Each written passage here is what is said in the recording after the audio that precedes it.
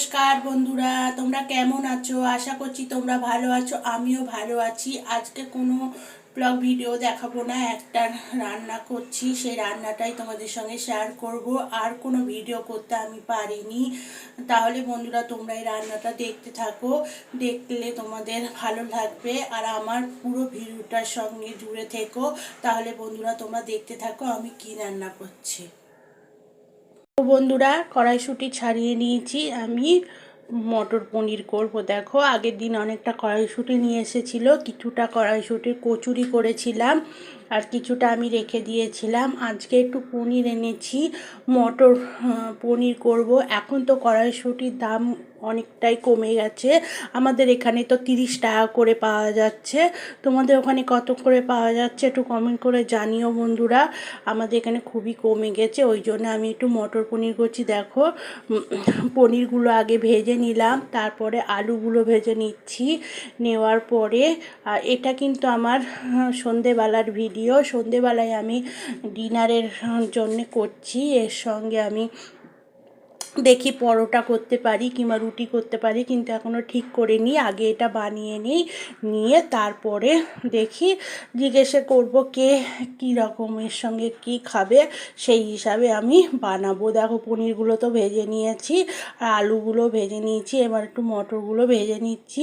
অনেক সময় মটর আমি সিদ্ধ করেও তাড়াতাড়ি করার জন্য করি, কিন্তু আজকে আর মটর সিদ্ধ করিনি। একেবারেই কড়াইতে তেলের মধ্যে দিয়ে নুন হলুদ দিয়ে দিচ্ছি, দিয়ে একটু ঢাকা দিয়ে দেবো, নরম হয়ে যাবে, অসুবিধা হবে না। তারপরে তো জল দিলে এমনি ফুটলেই নরম হয়ে যাবে বন্ধুরা।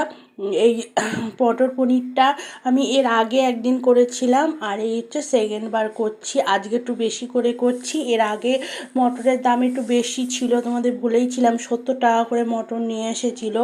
আর সেদিন দামটা একটু বেশি ছিল বলে সেদিন কম করে করেছিলাম, আজকে একটু বেশি করে করছি। দেখো, এইদিকে মটরটা আমার ভাজা হয়ে গেছে। আর ওই তেলের মধ্যে আমি একটি শুকনো লঙ্কা আর হচ্ছে তোমার গোটা জিরে দিলাম, আর হচ্ছে টমেটো দিয়ে দিলাম। আর দারচিনি লবঙ্গ এলাচ এগুলোও তেলের মধ্যে দিলে খেতে ভালো লাগে, কিন্তু আমাদের বাড়িতে অতটা পছন্দ করে না বলে কেউ আমি দেই না। আর একটু নুন দিচ্ছি, দিয়ে টমেটোটা একটু ঢেকে দেব, যাতে টমেটোটা ঘ্যাটা ঘ্যাটা হয়ে যায়। এটা মিক্সচার মেশিনে পিষিয়ে নিলেও হতো, কিন্তু আমি পেশাইনি। আমি তেলের মধ্যে দিয়ে দিলাম, দিয়ে একটু নুন দিয়ে দিলাম, দিয়ে ঢাকা দিয়ে দেবো। এমনি তখন ওইটা হয়ে যাবে, ঘ্যাটা ঘ্যাটা হয়ে যাবে। দেখো বন্ধুরা, টমেটোটা ঘ্যাটা ঘ্যাটা হয়ে গেছে। আর একটু আদা বেটে রেখেছিলাম, সেই আদাটা দিয়ে দিলাম। নুন হলুদ দিচ্ছি, জিরের গুঁড়ো, ধনের গুঁড়ো, কাশ্মীরের লঙ্কা গুঁড়ো, যা যা মশলা লাগে সেগুলো সব দিয়ে দেবো। কেননা এটা নিরামিষই করছি। কেননা নিরামিষ করলে কালকে স্কুলে ছেলেমেয়েদের টিফিনে দিয়ে দেওয়া যাবে, অসুবিধা হবে না, ওই জন্য নিরামিষ করছি। আর দেখো, এদিকে মশলা টশলাগুলো সব দিয়েছি, দিয়ে 3টে লঙ্কা দিলাম। আগে যেহেতু একটা শুকনো লঙ্কা দিয়েছিলাম, ওই জন্য 3টে লঙ্কা দিয়ে, আর শুকনো লঙ্কাটা দেওয়ার পরে আমি একটু তুলে রেখে দিয়েছি, যাতে বেশি ঝাল হয়ে যাবে। কষতে কষতে লঙ্কাটা তো বেশি নরম হয়ে যাবে, আর যদি বেশি ঝাল হয়ে যায় তাহলে আমার মেয়ে তো খেতে পারবে না। ওই জন্যে শুকনো লঙ্কাটা তুলে রেখেছি। পরে আবার যখন ঝোল ফুটবে তখন শুকনো লঙ্কাটা আবার দিয়ে দেবো। ওই শুকনো লঙ্কাটা তোমাদের দাদাভাইয়ের জন্যে দিয়েছি, একটাই শুকনো লঙ্কা। দেখো, আমার কষা পুরো হয়ে গেছে। হয়ে গিয়ে গরম জল করেছিলাম, গরম জল করে সেই গরম জলটা আমি দিয়ে দিলাম, দিয়ে ঝোলটাকে ফুটতে দেব বন্ধুরা। আজকে এইটুকানি ভিডিও করেছি বন্ধুরা, সকাল থেকে আমি ভিডিও করতে পারিনি। এখন খুবই কাজের চাপ। ছেলের পরীক্ষা 4 তারিখ থেকে, মেয়ের আবার 17 তারিখ থেকে পরীক্ষা। আর কাজের মধ্যে ভিডিও করতে গেলে জানো তো অনেক টাইম লাগে। রান্না করতে গেলে ভিডিও অন করে এক হাতে মোবাইল ধরো আর এক হাতে ভিডিও করো, করতে করতে কাজেরও দেরি হয়ে যায়, কাজেও অসুবিধা হয়। ওইদিকে ছেলেমেয়েরাও রাগারাগি করে, তাড়াতাড়ি খাবার, সত্যিই তো বাচ্চাদের তো খিদে পায়, তাড়াতাড়ি করে না খাবার রান্না না করে দিলে স্কুল থেকে বাড়ি আসলে খুবই অসুবিধা হয়। এই জন্য আজকে এখন রান্না খুবই কমিয়ে দিয়েছি বন্ধুরা। তাহলে তোমরা দেখতেই পারলে, ঝোলটা ফুটে যাওয়ার পরে পনির দিয়ে দিলাম। পনিরটা ফুটে যাওয়ার পরে একটু চিনি দিয়েছি, মানে গরম মশলা আর ঘি এগুলো দিয়েছি। দেখতেই পাচ্ছ এগুলো দিলাম, দিয়ে তারপরে আমি এটাকে নামিয়ে ফেলবো। দেখো আমি এটাকে নামিয়ে ফেলেছি, দেখছো কালারটা কত সুন্দর এসেছে।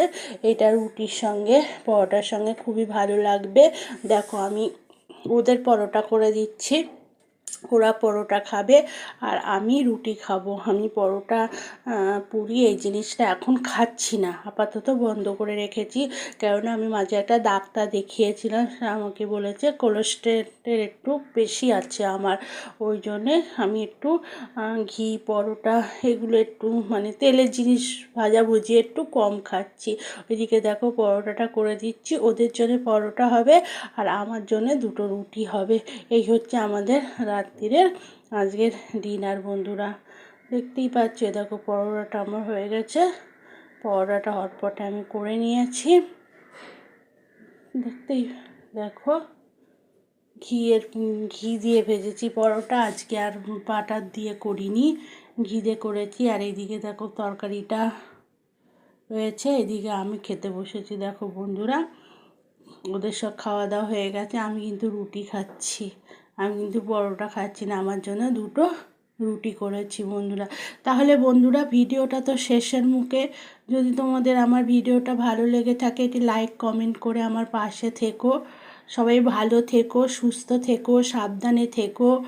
আর আমার ভিডিওটা তোমরা প্লিজ যদি দেখো তাহলে একটা লাইক করো।